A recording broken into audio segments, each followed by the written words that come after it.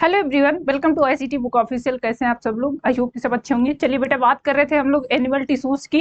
देखिए, animal tissues में last session में हमने कवर किया था जो कनेक्टिव टिश्यू था, जिसको आपने संयोजी ऊतक बोला था, है ना। हिंदी में उसको संयोजी ऊतक कहते हैं और इंग्लिश में उसी को कनेक्टिव टिश्यू कहते हैं। तो कनेक्टिव टिश्यू में आपने देखा था कौन कौन से टाइप के कनेक्टिव टिश्यू होते हैं, वो कैसे आपकी बॉडी में काम करते हैं। ब्लड हो गया, बोन्स हो गए, ठीक है। एरियोलर टिश्यूज क्या था, एडिपोज टिश्यूज क्या था, ये सारी की सारी बात हमने की थी लास्ट सेशन में। आज जो हम लोग देखेंगे वो था वो है मसल टिश्यूज, ठीक है। तो देखिए, शुरुआत की थी हमने एपिथेलियल टिश्यूज से, उसके बाद कनेक्टिव टिश्यू पढ़ा। अब हमको पढ़ना है मसल टिश्यूज, उसके बाद एक और आएगा हमारा न्यूरॉन टिश्यूज, ठीक है। तो ये 4 टाइप के मेन कंपोनेंट होते हैं जो एनिमल टिश्यूज के पार्ट्स होते हैं। इनमें 2 ऑलरेडी हम कवर कर चुके हैं, एक आज कवर करेंगे और इसके बाद जो न्यूरॉन वाला बचेगा उसको भी देखेंगे, ठीक है। तो चलिए स्टार्ट करते हैं। टॉपिक है हमारा मसल टिश्यूज। मसल्स टिश्यूज से आपको पता ही चल रहा होगा कि ये क्या होंगी। ये मसल्स होंगी जो पेशी होती हैं। पेशी मतलब कि जो जैसे आपने पढ़ा है ना कि हृदय पेशी होती हैं, रेखित पेशियां होती हैं, अरेखित पेशियां होती हैं, तो उसी की बात करनी है। बेसिकली ये 3 टाइप के होंगे। एक तो होंगे इनवॉलेंट्री, जिसको आप कह सकते हो कि ये आपकी इच्छा से नहीं चलते हैं, जिनको अरेखित पेशियां कहा जाता है।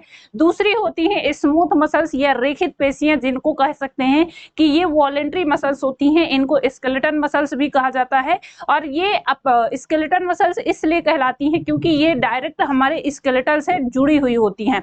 स्केलेटन मतलब कि हमारा बोन्स के जो स्ट्रक्चर्स हैं उनसे जो डायरेक्ट मसल्स जुड़ी होती हैं उन्हीं को स्केलेटल मसल कहा जाता है। तीसरी होती हैं वो होती हैं हृदय पेशी, जिनको कार्डियक मसल्स कहा जाता है। ये भी वैसे तो देखने में कैसी होती है, ये रेखित पेशी के समान ही होती है, लेकिन ये इनवॉलेंट्री होती है, मतलब इन पे कोई भी कंट्रोल नहीं होता है, ठीक है। तो ये बात करेंगे, चलिए देखते हैं। देखिए, अगर आपको कोई पर्सन दिखाई दे रहा है तो आप उसमें उसके स्ट्रक्चर से देख के पता लगा सकते हैं कि उसका जो बॉडी मूवमेंट है वो कैसा रहा होगा। जैसे इसमें आपको 2 फिगर दिखाई दे रहे हैं। एक फिगर है जो इनएक्टिव पर्सन को शो करता है और दूसरा है जो एक्टिव पर्सन को शो करता है। इसमें अंतर क्या है अगर देखा जाए तो आपको क्लियरली पता चल रहा होगा। जो इनएक्टिव पर्सन होगा उसके बॉडी में, अब आप ऐसे समझिए जो दिन भर सोता रहता है, पड़ा रहता है, कोई एक्टिव प्रोसेस नहीं है, उसकी बॉडी में मैक्सिमम मूवमेंट नहीं हो रहा है या कोई भी ऐसी एक्सरसाइज नहीं हो रही है, तो उसकी बॉडी कैसी हो जाएगी, उसकी मसल्स कैसी हो जाएगी, वो एक नियमित आकार की बजाय इधर उधर फैल जाएंगे, है ना। जैसा कि आपको इस पर्सन में दिखाई दे रहा। तो इस पर्सन की बॉडी में आप देख रहे हो कि पेट निकला हुआ है ना, अलग ही स्ट्रक्चर दिखाई दे रहा है। और दूसरा पर्सन जो कि हार्ड वर्क कर रहा है, एक्सरसाइज कर रहा है, कंटिन्यूअस उसकी बॉडी में मूवमेंट हो रहे हैं, उसकी बॉडी की मसल्स कंटिन्यूअस क्या होंगी, रिलैक्स होती हैं, वो सिकुड़ती रहती हैं और फैलती रहती है, तो जिसकी वजह से वो प्रॉपर शेप में रहती हैं। जैसे कि आप देखते हो ना, जो जिम करते हैं लोग, जिम करने वाले हो गए, एक्सरसाइज करने वाले हो गए, रनिंग करने वाले हो गए, तो उनकी बॉडी या एथलीट की बॉडी देखिए, मैक्सिमम जो क्रिकेटर्स हो गए, एथलीट हो गए, जो खेल खेलते हैं, उनकी बॉडी देखिए वो फिट रहते हैं। फिट होने से मतलब क्या है कि उनकी जो मसल्स हैं वो प्रॉपर रिलैक्स करती हैं, प्रॉपर वो उनका जो सिकुड़न है और फैलना है वो प्रॉपर होता रहता है, मूवमेंट होता रहता है, जिसकी वजह से उनमें जो स्ट्रेचेबिलिटी है या इलास्टिसिटी है ना, फ्लेक्सिबिलिटी है, वो बनी रहती है और उसी वजह से उनका बॉडी शेप में रहता है। तो ये आप अंदर देखते हो। तो देखिए, अच्छा एक चीज और आती है यहाँ पे, ऐसा नहीं है कि सिर्फ और सिर्फ क्या है, सिर्फ और सिर्फ आपने क्या है घूम लिया तो उससे फिट रहेंगे, सुबह सुबह वॉक पे चले गए तो उससे फिट रहेंगे। ऐसा एक पर्टिकुलर ऐसा रीजन नहीं है कि जिससे ये हो सकता है कि अच्छा हमने रनिंग कर ली तो हम प्रॉपर फिट रहेंगे।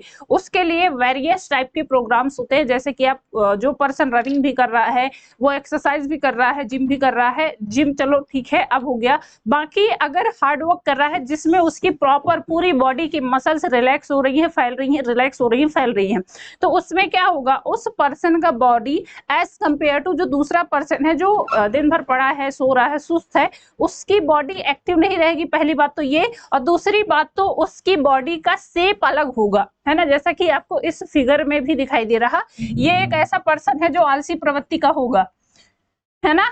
कैसा होगा, आलसी प्रवृत्ति का होगा कि यार भाई नींद बहुत आ रही है, सोते रहते हैं, खा लो फिर सो जाओ, खा लो फिर सो जाओ, ठीक है, दिन भर पड़े हैं घर पे, काम नहीं करना है। या फिर ये हो सकता है कि काम भी है तो बैठे बैठे रहने वाला काम है, ऑफिस में बैठे हैं, एसी चल रही है, काम कर रहे हैं डेस्क पे, वहीं पड़े पड़े, खाना खा लिए वहीं पड़े हैं, वहीं सो रहे हैं, तो वो वाला काम हो सकता है। तो उस पर्सन की जो बॉडी होगी, अगर उसने प्रॉपर एक्सरसाइज नहीं किया, अपने आप को क्या किया, अपने आप को एक ही जगह पर स्थिर रखते हैं काफी लंबे समय तक, तो उनकी बॉडी की जो मसल्स है वो क्या हो जाएंगी, वो एक ही जगह पर मतलब वो भी सुस्त पड़ जाएंगी। तो इस तरह का शरीर हो जाएगा। दूसरा पर्सन वो पर्सन है जो कि बॉडी बिल्डिंग का इसको थोड़ा सा शौक है ना। लड़के होते हैं आजकल, उनको होता है कि भैया चलो जिम चलते हैं, क्या करना है, बाइसेप्स बनाने हैं, सिक्स पैक बनाने हैं, है ना। तो वो जाके पता चले मेहनत कर रहे हैं, पसीना बहा रहे हैं, कंटिन्यूअस रनिंग कर रहे हैं, उसके बाद एक्सरसाइज कर रहे हैं, जिम कर रहे हैं, उठक बैठक कर रहे हैं, है ना, ऊंची कूद, लंबी कूद, ये वो दुनियादारी सारी चीजें कर रहे हैं। तो जिसकी वजह से उनका जो बॉडी है, बॉडी की सारी मसल्स क्या हो रही हैं, सारी मसल्स एक तरह से मूव कर रही हैं, उनमें सारी मसल्स में मूवमेंट हो रहा है। अब आप ऐसे समझिए, मान लीजिए आप दिन भर पड़े हो, खा रहे हो, पड़े हो, खा रहे हो, पड़े हो, तो वैसे ही बॉडी थकी थकी सी लगेगी। दूसरा पर्सन वो है जो सुबह सुबह उठ जाता है, रनिंग में चला गया, उसके बाद आया, फिर काम किया, पढ़ाई की, उसके बाद फिर उसने खाना पीना खाया, उसके बाद फिर थोड़ा सा आराम किया, उसके बाद फिर उसकी एक्सरसाइज करनी है, फिर उसको काम करना है। तो वो पर्सन ज्यादा एक्टिव रहेगा, चाहे वो मेंटल तौर पे कहा जाए या फिर उसकी जो फिजिकल स्ट्रेंथ है वो ज्यादा अच्छी होगी, ठीक है। तो इसीलिए जरूरी है कि टाइम टाइम पे आप एक्सरसाइज भी करते रहें और टाइम टाइम पे आप खाना भी खाते रहें। अच्छा, एक्सरसाइज करने के बाद होता क्या है कि आपकी बॉडी जो एनर्जी यूज करती है वो काफी मात्रा में आपकी मसल्स एनर्जी यूज करती हैं, तो इसीलिए एक्सरसाइज करने के बाद भूख भी बहुत ज्यादा लगती है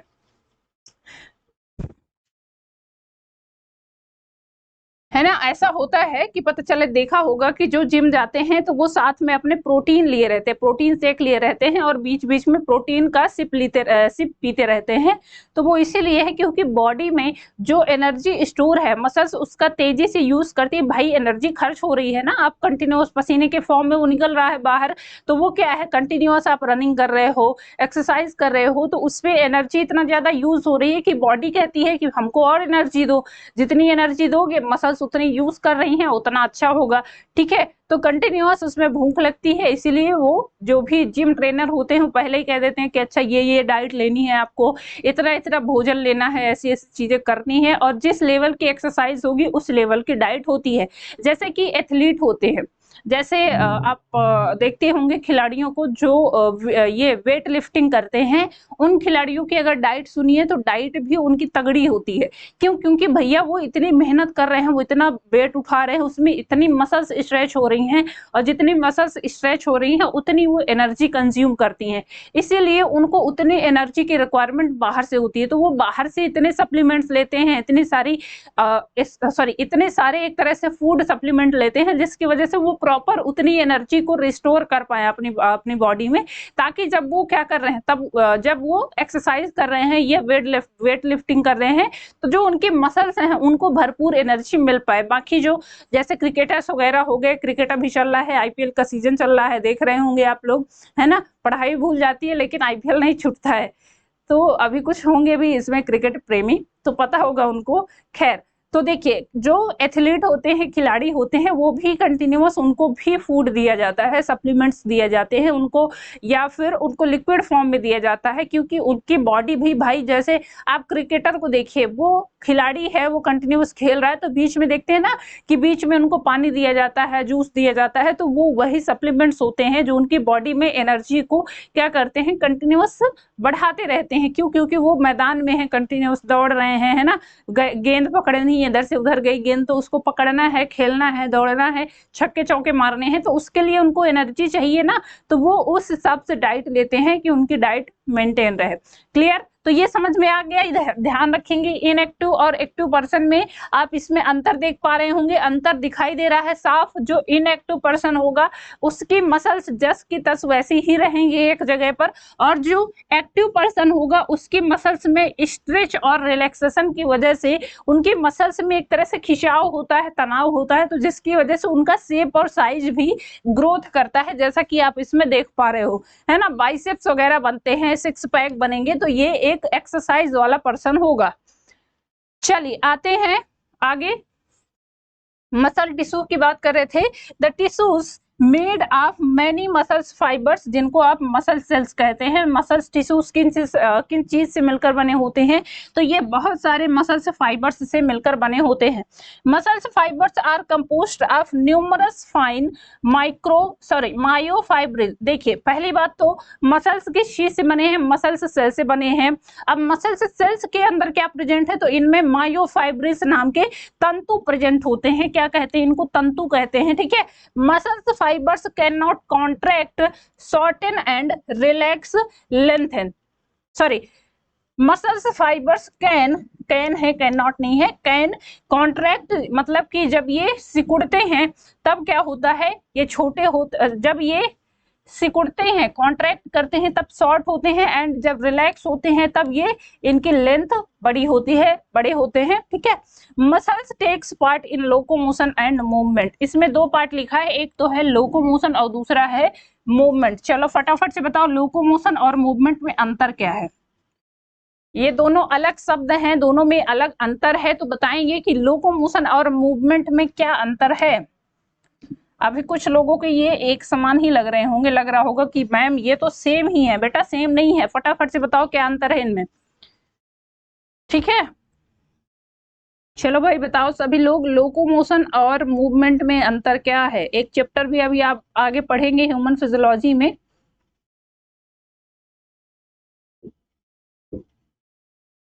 ठीक है, बताइए। तो देखिए एक बात होती है लोकोमोशन और दूसरा होता है मूवमेंट। लोकोमोशन मतलब कि एक जगह से दूसरे जगह क्या मूव होते हैं, उसमें मूवमेंट क्या होता है। मान लीजिए हम खड़े हैं, ठीक है, एक ऐसी प्रक्रिया जिसमें हमारे शरीर का जो एक तरह से डिस्प्लेसमेंट है वो चेंज हो रहा है। हम यहाँ खड़े हैं और यहाँ से यहाँ तक गए, ठीक है, यहाँ तक चेंज हुए, तो यहाँ वहां खड़े थे, वहां से लेके यहाँ तक हमारी बॉडी का क्या हुआ, डिस्प्लेसमेंट हुआ ना। हम वहां से यहाँ पर आए हैं, तो ये किस में आएगा, ये किस में आएगा, ये आएगा लोकोमोशन में। मतलब एक जगह से हमने दूसरे जगह ट्रेवल किया, मतलब कि यहाँ पर खड़े थे, यहाँ से हमने ट्रेवल करके यहाँ तक आए हैं, तो ये क्या है, ये लोकोमोशन में आएगा, ठीक है। दूसरा क्या है, दूसरा होता है मूवमेंट। मूवमेंट का मतलब आप खड़े खड़े कोई भी ऐसी चीजें कर रहे हैं, जैसे आपकी बॉडी में बहुत सारे ऑर्गन्स में ऐसी मसल्स प्रेजेंट है जो उनमें कंटिन्यूअस मूवमेंट हो रहे हैं। पेरिस्टालसिस मूवमेंट हो रहा है हमारी स्मॉल इंटेस्टाइन में, कार्डियक मसल्स में मूवमेंट हो रहा है ना। तो वो कंटिन्यूअस मूवमेंट जो हो रहा है, तो वो ऐसा नहीं है कि आपको उसके लिए एक जगह से दूसरे जगह जाना पड़ रहा है। जैसे मान लीजिए ये हमारा हाथ है, हम अपने हाथ को ये क्या कर रहे हैं, मूव कर रहे हैं ना, इसको क्या कहेंगे, इसको मूवमेंट कहेंगे। ये मसल्स की मदद से हम अपने हाथ को मूव कर रहे हैं, तो ये मूवमेंट में आएगा। जब एक जगह से दूसरी जगह जब डिस्प्लेसमेंट चेंज हो रहा है तब उसको लोकोमोशन में काउंट करेंगे। और यदि एक ही जगह पर क्या हो रहा है, एक ही जगह पर बॉडी मूव कर रही है, बॉडी पार्ट्स मूव कर रहे हैं, शरीर में कोई भी मूवमेंट हो रहा है, तो वो मूवमेंट में आएगा। ये अंतर है दोनों में, ठीक है। तो लोकोमोशन अगर आपसे कोई पूछे कि क्या है, तो लोकोमोशन में डिस्प्लेसमेंट चेंज होता है, जगह चेंज होती है। क्या होता है, जगह चेंज होती है, एक जगह से दूसरी जगह मूव करेगी बॉडी। यहाँ पर खड़े हैं, यहाँ से जब यहाँ पर आ रहे हैं, 4 कदम चल के आ रहे हैं, तो यहाँ पर क्या हुआ, हमारी जगह चेंज हुई ना, तो ये लोकोमोशन में आएगा। जैसे कि चलना हो गया, दौड़ना हो गया, है ना, एक जगह से दूसरी जगह क्या कर रहे हो, दौड़ रहे हो, दौड़ के पहुंच गए, चल के पहुंच गए, तो वो लोकोमोशन में आएगा। दूसरी चीज होती है जब मूवमेंट हो रहा है तो बॉडी के अंदर ही मूवमेंट हो रहा है, ये आप हाथ को खड़े खड़े ऐसे मूव कर रहे हो, ठीक है, आपका जो टंग है वो मूव हो रहा है, आपकी आईलिड्स मूव हो रही हैं, आपका कुछ भी बॉडी पार्ट्स आप ऐसे मूव कर रहे हो, आप ऐसे हाथ घुमा रहे हो, तो ये मूवमेंट में आएंगे। तो अंतर दोनों में ये है, मूवमेंट में कोई भी डिस्प्लेसमेंट नहीं हो सकता है और लोकोमोशन में डिस्प्लेसमेंट होता है, जगह चेंज होती है, ये याद रखेंगे। क्लियर, क्लियर हुआ। चलो कल मैं पूछूंगी ये, कल मैं ये पूछूंगी। अगर किसी ने नहीं बताया तो फिर अब कहेंगे कौन सा मैम सामने खड़ी है ना? नहीं, सामने है, ऐसे समझ के पढ़ा करिए। चलिए एनसीईआरटी क्या लिखती है? Each muscles is made of many long cylindrical fibres arranged in parallel arrays. These fibers are composed of numerous fine fibrils called myofibrils. वही बात हो गई कि ये जो फाइबर्स हैं ये किस चीज के बने हैं? तो ये छोटे छोटे तंतुओं के बने हैं जिनको मायोफाइब्रिल्स कहा जाता है। Muscles fibres contracts in response to stimulation, then relax and return to their uncontracted stage in a coordinated fashion। इनमें जो कॉन्ट्रैक्शन और क्या है, कॉन्ट्रैक्शन और रिलैक्सेशन होता है वो किस वजह से होता है? वो नर्व इंपल्स के थ्रू होता है। ये आगे हम पढ़ेंगे जब लोकोमोशन एंड मूवमेंट वाला पार्ट हमको पढ़ना है, ठीक है, ह्यूमन फिजियोलॉजी में, तो उसमें और अच्छे से इसको समझेंगे। तो अभी इतना समझ लीजिए कि जब कोई मसल फाइबर कॉन्ट्रैक्ट होता है मतलब कि ये क्या है, ये सिकुड़ रहा है ना, सॉरी, कॉन्ट्रैक्ट मतलब कि फैल रहा है, तब ये शॉर्ट होगा।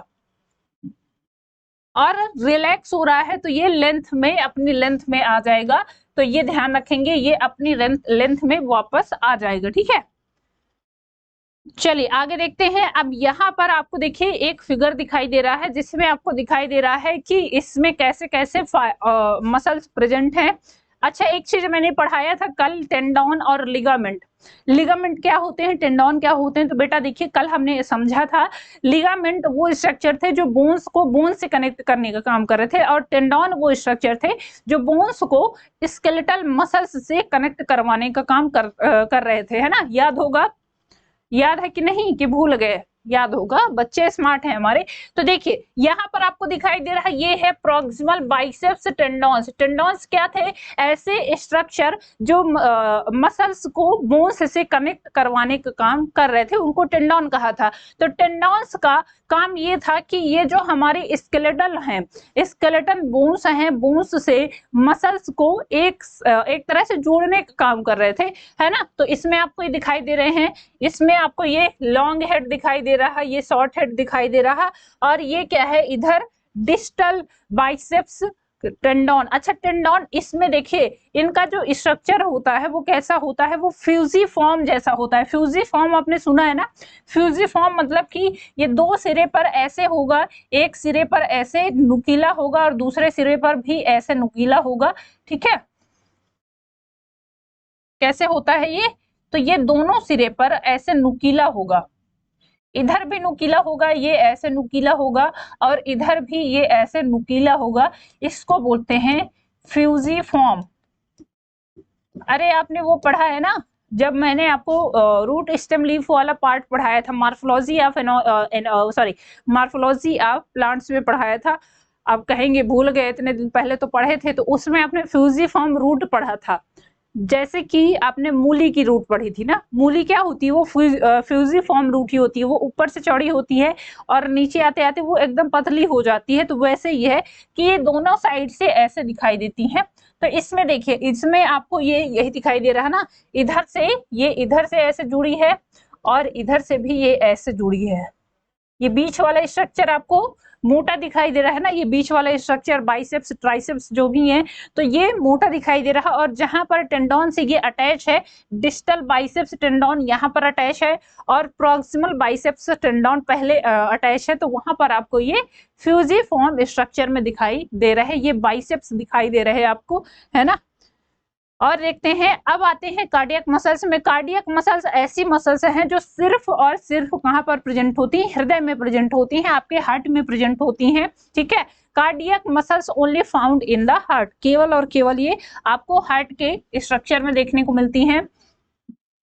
अच्छा, इनमें एक चीज खास बात ये होती है कार्डियक मसल्स में कि इनका जो एक तरह से मूवमेंट होता है, या इनमें जो एक तरह से कह सकते हैं ना कि इनकी जो सहभागिता होती है आपस में, ये बहुत अच्छे से इंटरकनेक्टेड होते हैं और बहुत अच्छे से ये वर्क करते हैं। Cells are joined together by intercalated disc that allows for the coordination of the heart beat. ये क्या करती हैं? हार्ट बीट को एक तरह से बहुत अच्छे से मैनेज करके, सारी की सारी कार्डियक सेल्स अच्छे से मैनेज करके हार्ट बीट को संचालित करने का काम करती हैं। इनवॉलेंट्री कंट्रोल होता है, इनमें आपका कंट्रोल नहीं होता है। ऐसा नहीं है कि आपका मन हुआ कि कार्डियक मसल्स को कह दीजिए भैया आज हमारा मन नहीं है, एक काम करो तुम 2 घंटे रेस्ट कर लो, ऐसा नहीं है। अगर इनको रेस्ट पे कर दिया या ये रेस्ट पे चली गई तो आप रेस्ट इन पीस हो जाओगे, है ना। तो इनमें इनवॉलेंट्री कंट्रोल होता है, इनमें कोई भी आपकी इच्छा का काम नहीं होता कि आपका मन है तो चलेंगे, नहीं मन है तो नहीं चलेंगे। आपकी हाथ है, आपका हाथ है, आपका काम है कि इसको कंट्रोल कर सकते हो। अगर आपका मन कर रहा है तो ही हम यहाँ पर लिख पा रहे हैं, पेन चला पा रहे हैं। हमारा मन नहीं है, हम ये पेन रख देंगे, नहीं चलेगा। लेकिन जो इनवॉलेंट्री कंट्रोल वाली मसल्स होती हैं उनमें आपका वश नहीं चलता, या वो आपकी इच्छा से नहीं चलती हैं। जैसे कि हमारी स्टमक में, हमारे स्मॉल इंटेस्टाइन में जो मसल्स प्रेजेंट होती हैं वो भी इनवॉलेंट्री होती हैं। हमारी आईलिड की मसल्स इनवॉलेंट्री होती है, कार्डियक मसल्स इनवॉलेंट्री होती हैं। तो कार्डियक मसल्स में इनवॉलेंट्री होने का मतलब ये है कि वो आपकी इच्छा से नहीं चलती है। अच्छा, एक चीज और होती है कि इनमें इनवॉलेंट्री कंट्रोल तो होता ही होता है, आल्सो ये कभी रुकती नहीं है। मतलब ऐसा नहीं है कि ये चलते चलते क्या करती है, थक जाती है और कुछ देर आराम कर ले, है ना।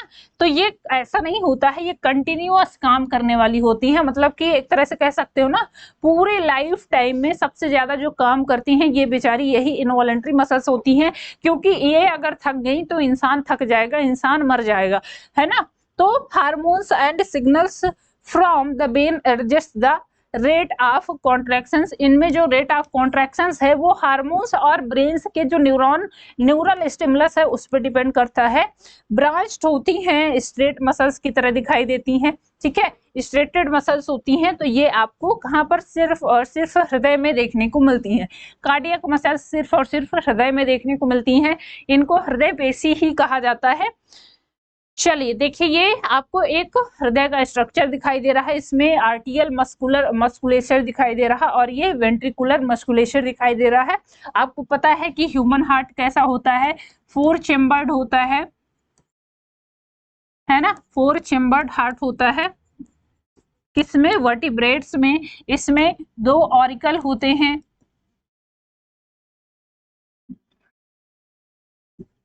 2 ऑरिकल होते हैं और 2 वेंट्रिकल होते हैं। 2 ऑरिकल और 2 वेंट्रिकल इसमें देखने को मिलते हैं। 4 चेम्बर्ड हार्ट होता है। और ह्यूमंस में सर्कुलेशन कैसा होता है, तो इसमें आपको पता है ये डबल सर्कुलेशन होता है ना, डबल ब्लड सर्कुलेशन।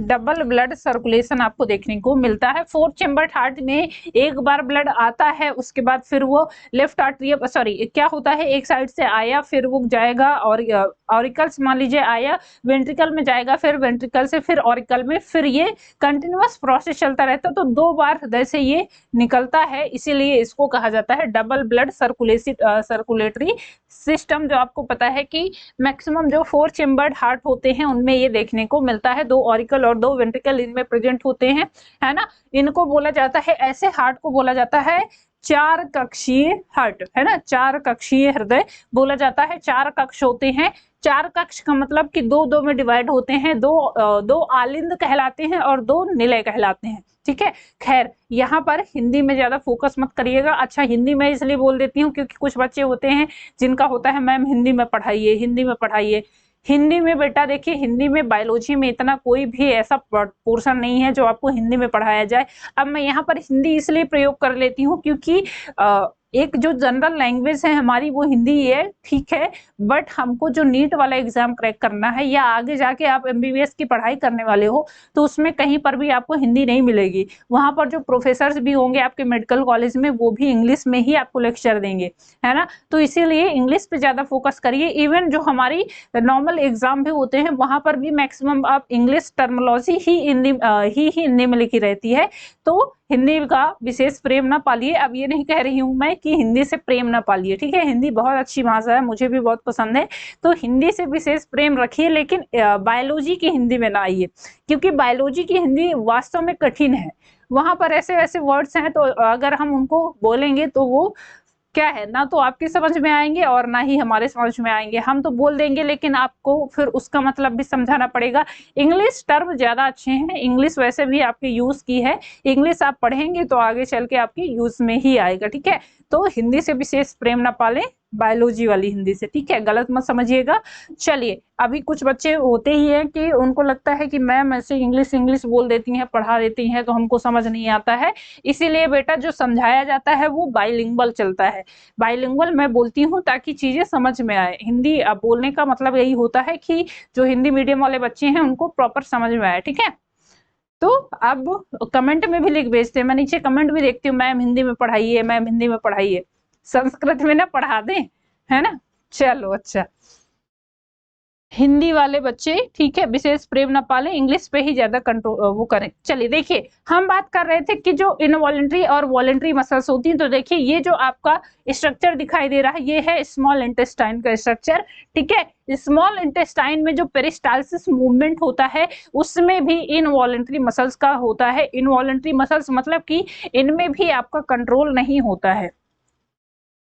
देखिए ये आपको दिखाई दे रहा, क्या दिखाई दे रहा, माइक्रोविलाई दिखाई दे रही, म्यूकोसा लेयर दिखाई दे रही, ठीक है। ये क्या है, ये माइक्रोविलाई है, म्यूकोसा लेयर आपको दिखाई दे रही, स्मॉल इंटेस्टाइन वाला पार्ट है, ये स्मॉल इंटेस्टाइन का एक तरह से क्रॉस सेक्शन काटा गया है। तो यहाँ पर आपको ये दिखाई दे रहा है, ये म्यूकोसा लेयर हो गया, यहाँ पर ये क्या प्रेजेंट है, तो ये माइक्रोविलाई है, जिससे क्या है फूड को ये खिसकाने में मदद करती है। पेरिस्टालसिस मूवमेंट होता है, longitudinal layer of smooth muscles shows smooth muscles fibres in cross section. उसके बाद circular layer of smooth muscles दिखाई दे रही हैं और cross section of the intestinal showing the smooth muscles layer on circular and the other longitudinal running at right angles to each other. ये आपको दिखाई दे रहे हैं। तो ये हैं आपके जो पेरिस्टालसिस मूवमेंट में हेल्प करते हैं, उनकी बात कर रहे हैं, ठीक है। चलिए अब आते हैं टाइप्स ऑफ मसल्स पे। मसल्स के कितने टाइप्स पढ़ने हैं, तो मैंने पहले ही आपको बताया है 3 टाइप के मसल्स आपको पढ़ने हैं। सबसे पहले हैं स्केलेटल मसल्स, ये इन्हीं को कहते हैं स्ट्रेटेड मसल्स या वॉलेंट्री मसल्स। ये तीनों नाम एक ही के हैं, या इन्हीं को क्या कहा जाता है, ध्यान रखेंगे, इन्हीं को कहते हैं कि ऐसी मसल्स जो कि डायरेक्ट हमारे स्केलेटल सिस्टम से जुड़ी हुई हैं, ठीक है। तो ये वॉलेंट्री मसल्स होती हैं। दूसरी है स्मूथ या नॉन स्ट्रेटेड या विसरल मसल्स, जो कि आपको कहां पर दिखाई देंगी, ऐसे ऑर्गन्स पर दिखाई देंगी जहां पर आपका कंट्रोल नहीं है, ठीक है। तो ये इनवॉलेंट्री हो जाएंगी। तीसरी होती हैं कार्डियक मसल्स, जो कि जिनको कहा जाता है हृदय पेशी, ठीक है। तो ये 3 टाइप के मसल्स पढ़ना है हमको। देखिए ये आपको दिखाई दे रही है, सबसे पहले दिखाई दे रही स्मूथ मसल्स, ठीक है, दूसरी है कार्डियक मसल्स और तीसरी है स्केलेटल मसल्स। स्केलेटल मसल्स को कहा जाता है, ये है वॉलेंट्री मसल्स, इनको कहते हैं वॉलेंट्री मसल्स, ठीक है, जो आपकी इच्छा से मूव होती हैं। हार्ट की जो मसल्स होती हैं और ये जो मसल्स होती हैं स्मूथ मसल्स, ये दोनों इनवॉलेंट्री होती हैं, ठीक है। ये दोनों क्या होती हैं, इनवॉलेंट्री मसल्स में आती हैं, ठीक। तो इंटरनल ऑर्गन्स में जो स्मूथ मसल्स प्रेजेंट होती है वो भी इनवॉलेंट्री मसल्स होती है, मतलब कि उनमें भी आपका कंट्रोल नहीं होता है, आपकी इच्छा से वो नहीं चलती हैं। और दूसरी होती है हार्ट मसल्स, जिनको आप क्या कहते हो, कार्डियक मसल्स या हृदय पेशी कहते हो। ये भी इनवॉलेंट्री मसल्स की तरह होती है। वॉलेंट्री मसल्स आपके कहाँ पर प्रेजेंट होंगी, स्केलेटल सिस्टम से अटैच हुई जो मसल्स होती हैं वो क्या कहलाती हैं, तो वो वॉलेंट्री मसल्स कहलाती हैं, ठीक है।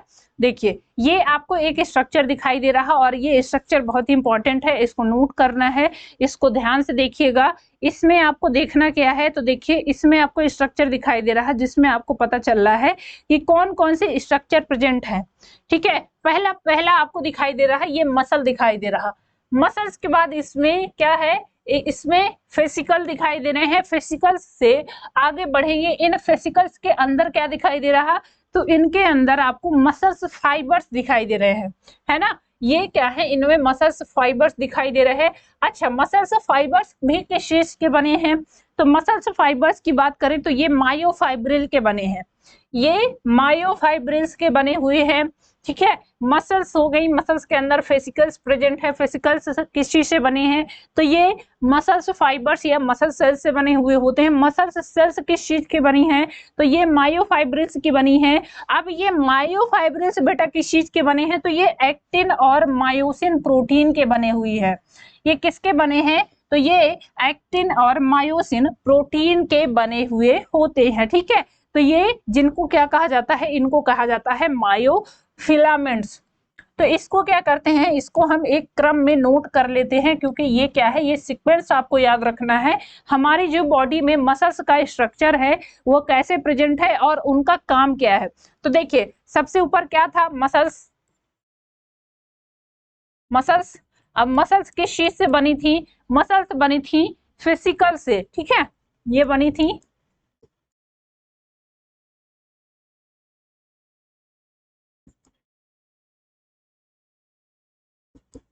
ये फेसिकल से बनी है। ये फेसिकल किस चीज से बने हैं, तो ये बने हैं मसल फाइबर से। ये किससे बने हैं, ये बने हैं मसल फाइबर से।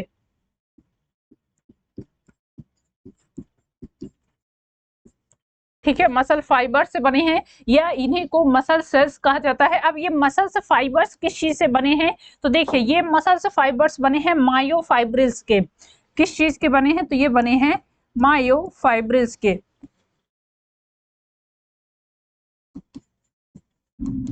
ठीक है, ये मायोफाइब्रिल्स के बने हैं। और ये मायोफाइब्रिल्स फिर किस चीज से बने हैं, तो ये बने होते हैं एक्टिन और एक्टिन एंड मायोसिन प्रोटीन के। ये किस चीज से बने हैं, तो ये बने हैं एक्टिन एंड मायोसिन प्रोटीन। इनको क्या कहा जाता है, तो इन प्रोटीन्स को कहा जाता है, इन प्रोटीन्स को मायोफिलामेंट्स भी कहते हैं। याद रखेंगे इनको, और क्या कहा जाता है, इनको कहा जाता है मायोफिलामेंट्स। तो ये सीक्वेंस है जिसमें आपका स्ट्रक्चरल एक तरह से दिखाई दे रहा है, स्ट्रक्चरल ऑर्गेनाइजेशन। मसल्स किस चीज से बनी है, फिजिकल से बनी है। फिजिकल्स छोटे छोटे मसल फाइबर से बने होते हैं। ये मसल्स फाइबर्स किस चीज से बने होते हैं, मायोफाइब्रिल्स से बने होते हैं। और ये मायोफाइब्रिल्स से बने होते हैं एक्टिन एंड मायोसिन प्रोटीन्स के, जिनको क्या कहते हैं, मायोफिलामेंट्स कहा जाता है। तो ये इंपॉर्टेंट स्ट्रक्चर हैं जो कि पूरे के पूरे मस्कुलर स्ट्रक्चर में मस्कुलर स्ट्रक्चर के फॉर्मेशन में हेल्प करते हैं। कौन सा किस चीज से बना है, ये सीक्वेंस याद रखेंगे। ठीक है, मसल्स में देखिए इतने सारे कंपोजिशन आपको देखने को मिलते हैं, कौन सा किससे बना हुआ है, तो ये याद रखेंगे। और यही मेन स्ट्रक्चर है जो कि सारे के सारे मसल्स में आपको देखने को मिलता है। ठीक, मसल्स के बाद फेसिकल से मसल फाइबर, मसल फाइबर से मायोफाइब्रिल्स। मायोफाइब्रिल्स बने होते हैं एक्टिन एंड मायोसिन प्रोटीन के, जिनको मायोफिलामेंट्स कहा जाता है। तो ये पूरा का पूरा स्ट्रक्चर आपको दिखाई दे रहा है, ये इंपॉर्टेंट है, इसको नोट कर लीजिएगा। ठीक है, चलिए आगे देखते हैं। ये आपको दिखाई दे रहा है एक मसल्स का स्ट्रक्चर दिखाई दे रहा है, जिसमें आपको एक साइड बोन दिखाई दे रही। बोन और मसल्स को अटैच करने का काम किसका होता है, ये टेंडन का होता है ना। बोन्स, ये हमारी बोन है और ये हमारी मसल्स हैं। बोन्स को मसल्स से अटैच करने का काम होता है टेंडन्स का, और बोन्स टू बोन्स कनेक्शन करवाने का काम करता है लिगामेंट। क्लियर, तो यहाँ पर ये टेंडन अटैच है बोन्स से, जो कि क्या काम करता है, ये एक स्केलेटल मसल्स को बोन से अटैच करवाने का काम करता है। इसकी जो बाहर लेयर है, किसकी, जो स्केलेटल मसल है उसकी जो बाहरी लेयर है, इसको एपिमाइसियम कहा जाता है। जो अंदर वाली लेयर है इसको एंडोमाइसियम कहा जाता है। ये यहाँ पर आपको फेसिकल दिखाई दे रहे हैं, मसल फाइबर फेसिकल के अंदर। फेसिकल किस चीज से बने हैं, तो ये मसल फाइबर से बने हैं। ये आपको बीच बीच में ब्लड वेसल्स दिखाई दे रही हैं। ठीक है, ये मसल फाइबर्स किसके बने होते हैं, ये बने होते हैं एक्टिन और मायोसिन प्रोटीन्स के। ठीक है, तो ये स्ट्रक्चर भी इंपॉर्टेंट है, ये देख लीजिएगा।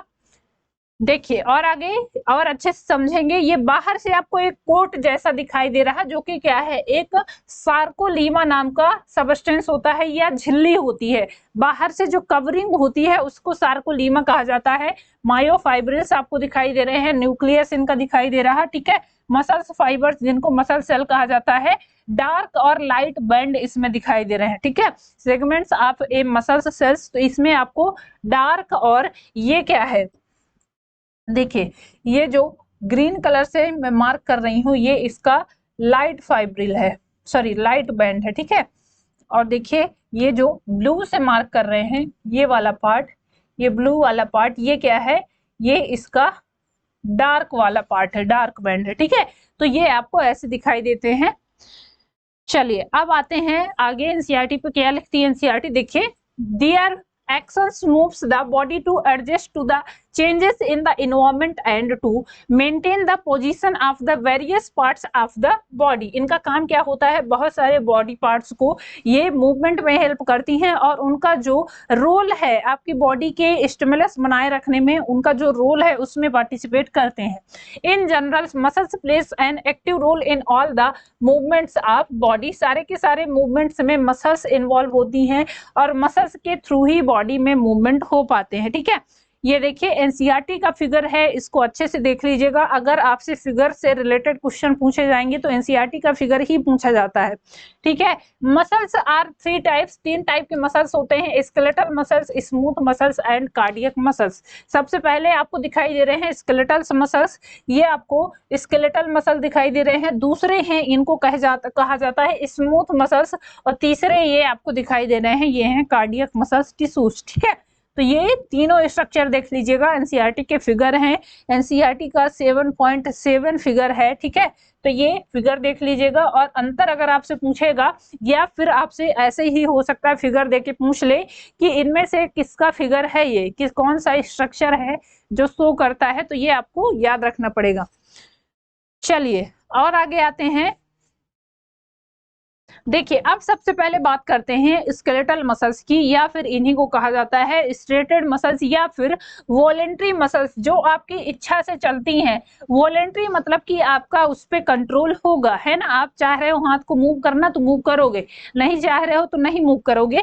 तो ये मैक्सिमम आपके स्केलेटल सिस्टम से जुड़ी हुई होती हैं। देखिए they are attach to the bone, examples की बाइसेप्स, बाइसेप्स की जो आपकी मसल्स हैं, बाइसेप्स मतलब ये वाला पोर्शन है ना, तो ये वाले पोर्शंस में या फिर हाथ की मसल्स हो गई। स्केलेटल मसल्स जितनी भी हैं वो आपकी सारी की सारी बोन्स से जुड़ी हुई होती हैं। नेक्स्ट पॉइंट है striations are present in muscles fibers, इनमें क्या है, स्ट्रेशंस प्रेजेंट होते हैं, खिंचाव तनाव वाली चीजें इसमें प्रेजेंट होती हैं। Muscles fibres are bundled together in a parallel fashion a sheath of tough connecting tissues enclosed several bundles of the fibrils, ठीक है। तो ये आपको दिखाई दे रहे हैं, ये हैं स्ट्रेटेड मसल्स या इन्हीं को स्केलेटन मसल्स, या इसी को क्या कहते हैं, इसी को कहा जाता है voluntary muscles. Skeletal muscles tissues is closely attached to the skeletal bones in a typical muscle such as biceps, striped skeletal muscles fibers are bundled together in a parallel fashion. A sheath of tough connective tissue encloses several bundles of muscles fibers, ठीक है। तो ये आपको कहाँ पर देखने को मिलता है, ये देखने को मिलता है स्केलेटल मसल में। चलिए ये देखिए अगेन वही फिगर दिखाई दे रहा है, बाइसेप्स ट्राइसेप्स वाला, है ना। इसमें आप देख पा रहे हो क्या प्रेजेंट है, तो इसमें देखिए, इसमें सबसे पहले बाइसेप्स आपको दिखाई दे रहा है, बाइसेप्स कॉन्ट्रैक्ट्स, ट्राइसेप्स रिलैक्स्ड। इसमें दो मसल्स प्रेजेंट है और दो मसल्स में एक हो रहा है कि यदि एक कॉन्ट्रैक्ट हो रही है, पता चल रहा है आप ऐसे क्या कर रहे हो, ऐसे हाथ को मूव कर रहे हो, तो ये जो ऊपर वाली मसल्स है ये अगर कॉन्ट्रैक्ट कर रही है तो नीचे वाली जो मसल्स है वो रिलैक्स करेगी, ठीक है। ये देखिए बाइसेप्स वाली मसल्स ये आपको यदि दिखाई दे रही है कि ये अगर रिलैक्स कर रही है, सॉरी ये अगर कॉन्ट्रैक्ट कर रही है, तो ट्राइसेप्स वाली मसल्स क्या है, ये अपनी रिलैक्सेशन पोजीशन पे है। टेंडोन इससे जुड़े हुए होते हैं, टेंडोन का काम है कि ये बोन्स को स्केलेटल मसल्स को बोन्स से अटैच करवाने का काम करते हैं।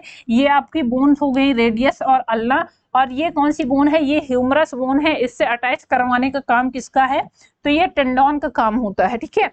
ये देखिए। अब अगर क्या है, अगर बाइसेप्स रिलैक्स है तो ट्राइसेप्स क्या होगा, ये अपने कॉन्ट्रैक्शन स्टेट में होगा। ठीक है, देखिए structure of A skeletal muscle, skeletal muscle का स्ट्रक्चर है, ये आपकी क्या है, ये है बोन, और बोन से ये टेंडन जोड़ता है किसको, ये टेंडन जोड़ता है ये मसल्स को। और मसल्स भी कौन सी, ये कहलाती है स्केलेटल मसल। ठीक है, स्केलेटल मसल। तो बोन्स से स्केलेटल मसल्स को अटैच करवाने का काम किसका है, टेंडन का। ये बाकी आपकी मसल्स फिर दिखाई देगी, इसमें आपको एंडोमाइसियम दिखाई दे रहा है, फेसिकुल्स दिखाई दे रहे हैं, मसल फाइबर्स हो गई, ब्लड वेसल्स हो गई, और ये क्या है, ये पेरीमाइसियम, मतलब कि सारे के सारे स्ट्रक्चर आपको दिखाई दे रहे हैं जो आपके कहाँ पर प्रेजेंट है, तो जो आपके मसल्स में प्रेजेंट होंगे। ठीक है, चलिए और आगे देखेंगे। अगेन ये एक फिगर आपको दिखाई दे रहा है, इसमें आपको दिखाई दे रहा है जो बाहर से लेयर प्रेजेंट होती है। देखिए ये आपको बाहर से इनमें माइटोकॉन्ड्रिया ऐसे बिछी हुई दिखाई देती है, सार्कोलेमा एक बाहर से कवरिंग होती है, न्यूक्लियस दिखाई दे रहा है। ठीक है, इसका अगर और इसको मॉडिफाइड करके देखते हैं तो देखिए इसमें टी ट्यूब्स दिखाई दे रहे हैं, टर्मिनल सिस्टर्नी, ट्राइएड और सार्कोप्लाज्मिक रेटिकुलम आपको ये स्ट्रक्चर में ऐसे बाहर से ये जो कवरिंग होती है उसमें दिखाई दे रहे हैं। मायोफाइब्रिल्स, अच्छा ये जो माइटोकॉन्ड्रिया है यही क्या काम करती है, यही एनर्जी प्रोवाइड करती हैं। जब मसल्स में खिंचाव और तनाव हो रहा है तो उस टाइम जो एनर्जी ले रहे हैं वो इन्हीं माइटोकॉन्ड्रिया की मदद से लेते हैं। ठीक है, चलिए स्केलेटल मसल्स का फंक्शंस क्या क्या होता है, इनका काम क्या है, तो ये प्रोड्यूस मूवमेंट्स में हेल्प करती हैं, मेंटेन पोस्चर को मेंटेन करने का काम करती हैं। आपकी बॉडी सीधे खड़ी है, अभी हम ऐसे कर रहे हैं, ऐसे खड़े हो रहे हैं, अपना पोस्चर चेंज कर रहे हैं, ये कर रहे हैं, कुछ भी कर रहे हैं, तो इसके लिए रिस्पॉन्सिबल क्या है, इसके लिए रिस्पॉन्सिबल है हमारी मसल्स। ठीक है, ये बॉडी देखिए, ये बॉडी जिस पोस्चर में खड़ी है उसके लिए रिस्पॉन्सिबल होती हैं हमारी muscles fibres, muscles tissues. Stabilize joints को स्टेबलाइज करते हैं और जनरेट हीट को भी जनरेट करने का काम करते हैं। कैसे, ये जब आप क्या कर रहे हैं, रिलैक्स कर रहे हैं, कॉन्ट्रैक्ट कर रहे हैं, तो उस टाइम इनमें जो घर्षण होता है, ठीक है, उसके थ्रू ये हीट को एक तरह से जनरेट करते हैं, तो ये भी इनका काम होता है। ठीक है, इतने सारे काम हो गए। चलिए अब दूसरे टाइप की मसल्स आती हैं, वो कहलाती हैं smooth muscles, non striated muscles, या ये विसरल ऑर्गन्स में देखने को मिलती हैं।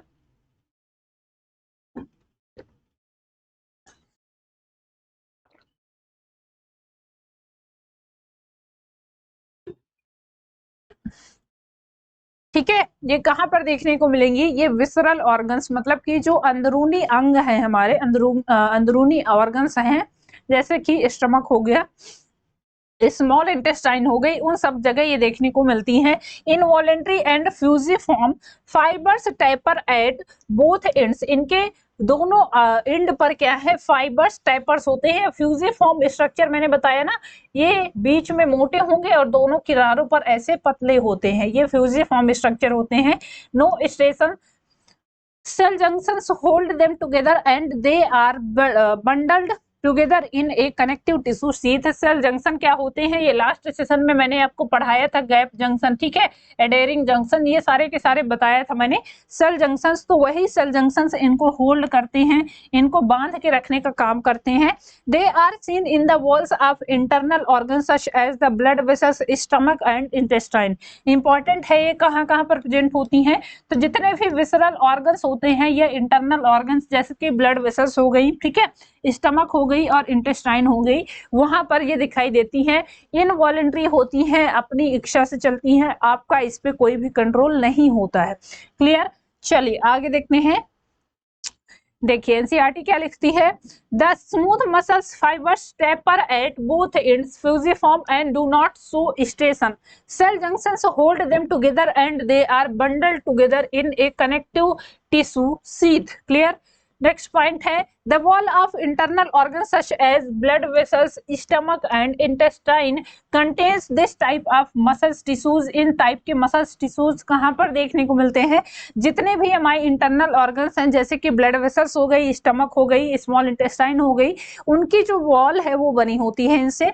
Smooth muscles are involuntary, involuntary होती है मतलब कि अपनी इच्छा से चलती हैं, ये अपनी खुद का एक तरह से कहते हैं ना कि हम अपनी इच्छा के मालिक हैं, तो ये अपनी इच्छा से चलती हैं, आपका इस पे कोई कंट्रोल नहीं है। आप यदि चाहो कि भैया थोड़ा सा रुक जाओ, रिलैक्स कर लो, वो कहेंगी हम क्यों माने तुम्हारा ऑर्डर, हम क्यों माने, तो अपनी इच्छा से चलती हैं। As their functioning can not be directly controlled, ध्यान रखेंगे इनका जो फंक्शन है वो डायरेक्टली किसी के कंट्रोल में नहीं है। We usually are not able to make it contract merely by thinking about it as we can do with skeletal muscles। तो ध्यान रखेंगे जैसा कि हम skeletal muscles के साथ कर लेते हैं ना, हमारा मन हुआ तो उनको रोक देंगे, हमारा मन हुआ उनको कह देंगे चलो दौड़ो चलो, है ना, तो वो हम अपनी इच्छा से करते हैं। लेकिन जो इनवॉलेंट्री मसल्स हैं या जो स्मूथ मसल्स हैं वो कहती हैं कि हम क्यों चलें तुम्हारी मर्जी से, हम अपना काम खुद करेंगे, हम स्वयं के मालिक हैं, ठीक है। तो वो इनवॉलेंट्री होती है, इन पे कोई आपका अधिकार या आपका कोई कंट्रोल नहीं होता है। देखिए ये आपको स्केलेटल मसल्स दिखाई दे रही हैं जो कि क्या होती है, वॉलेंट्री होती है, आपकी इच्छा से चलती हैं। और दूसरी है स्मूथ मसल्स जो इनवॉलेंट्री होती हैं, ये विसरल ऑर्गन्स पर दिखाई देती हैं जो आपकी इच्छा से नहीं चलती, इनका खुद पे कंट्रोल होता है, ठीक है। चलिए नेक्स्ट पॉइंट देखेंगे। अब ये आपको दिखाई दे रहे हैं तीन टाइप के जो स्केलेटल टिश्यूज हैं, तीन टाइप के जो मसल्स हैं। स्केलेटल मसल्स जो कि आप वॉलेंट्री होती हैं, स्मूथ मसल्स ये फ्यूजिफॉर्म स्ट्रक्चर आपको दिखाई दे रहा है ना, ये दोनों साइड से क्या है, नुकीली है और बीच में मोटी है, फ्यूजिफॉर्म स्ट्रक्चर बनाती हैं, ये इनवॉलेंट्री होती है। और कार्डियक मसल्स भी इनवॉलेंट्री होती हैं। ये कार्डियक मसल्स दिखती तो हैं किसकी तरह, स्केलेटल मसल्स की तरह, लेकिन ये भी इनवॉलेंट्री होती हैं, इनमें भी आपका डायरेक्ट कंट्रोल नहीं होता है। ये आपको स्मूथ मसल्स दिखाई दे रही हैं, ठीक है, जो कि फ्यूजिफॉर्म स्ट्रक्चर बनाती हैं, दोनों सिरे से क्या है, नुकीली हैं और बीच में मोटी होती हैं। ये स्मूथ मसल्स हैं। स्मूथ मसल्स को क्या कहते हैं, इनवॉलेंट्री मसल्स भी कहते हैं,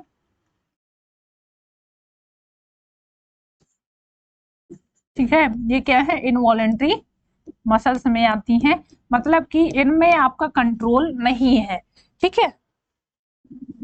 देखिए अगेन स्ट्रक्चर आपको दिखाई दे रहा, फ्यूजिफॉर्म स्ट्रक्चर दिखाई दे रहा, जो कि अपनी इच्छा से चलती हैं, इनमें आपका कोई भी कंट्रोल नहीं होगा।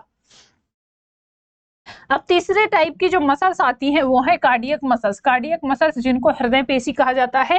Involuntary muscles seen only in the heart, केवल और केवल ये आपको हार्ट में देखने को मिलती हैं, हृदय पेशी, इसीलिए कहलाती ही है क्योंकि सिर्फ और सिर्फ ये आपको कहाँ पर दिखेंगी, केवल और केवल इनका तय है, भैया हम इधर उधर नहीं जाएंगे, हमारा एक जगह फिक्स है, हमको यहीं पर रहना है ना। इनने फिक्स कर रखा है कि हमको सिर्फ और सिर्फ हृदय में रहना है, हृदय का काम करना है, यहीं पर ब्लड के पंपिंग में हेल्प करना है, बाकी हमसे कोई लेना देना नहीं है, हम बॉडी के दूसरे पार्ट्स में नहीं जाएंगे, ठीक है। तो ये केवल और केवल हार्ट में देखने को मिलती है। सेल जंक्शन से fuse the plasma membranes of the cells and makes them stick together. इनमें सेल जंक्शंस क्या करते हैं, फ्यूज करते हैं प्लाज्मा मेम्ब्रेन से और दोनों सेल्स को जोड़कर रखने का काम करते हैं। कम्युनिकेशन जंक्शंस जिनको इंटरकैलेटेड डिस्क कहा जाता है, allows the cell to contract as a unit, that is where one cell receives a signal to contract its neighbour cells are also contracted. Clear. तो ये कम्युनिकेशन डिस्क या communication junction का काम होता है, इंपॉर्टेंट है, याद रखेंगे। चलो बेटा बढ़ते हैं आगे। क्या लिखती है एनसीईआरटी? एनसीईआरटी लिखती है cardiac muscles tissues A contractile tissues present only in the heart, केवल और केवल आपको हार्ट में देखने को मिलती है, ठीक है भाई, समझ गए।